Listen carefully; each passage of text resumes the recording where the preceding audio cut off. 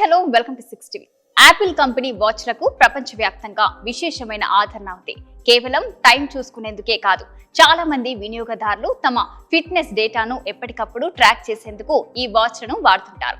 ముఖ్యంగా running, swimming, scuba driving, gym లో workouts తో పాటు పలు హెల్త్ అలర్ట్స్ కోసం వినియోగిస్తుంటారు.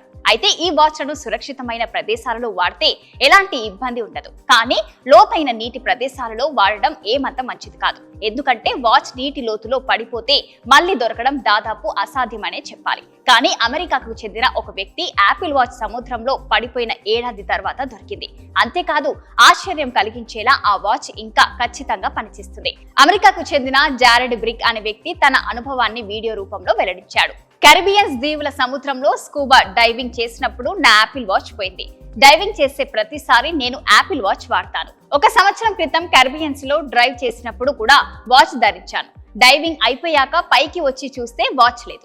సముద్ర అందాలను చూస్తూ వాచ్ జారిపోయిన విషయాన్ని గుర్తించలేకపోయాను అని జారెడ్ బ్రిక్ వెల్లడించాడు. దోహదపడ్డ ఫైండ్ మై ఫీచర్ యాపిల్ ఉత్పత్తుల్లో ఫైండ్ మై నెట్వర్క్ అద్భుతంగా పనిచేస్తుందన్న విషయం తెలిసిందే.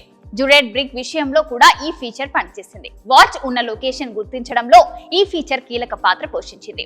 వాచ్ సముద్రంలో పోయినప్పటికీ ఏదో చిన్న ఆశతో ఫైండ్ మై నెట్వర్క్ లో వాచ్ పోయినట్లుగా మార్క్ చేశాను.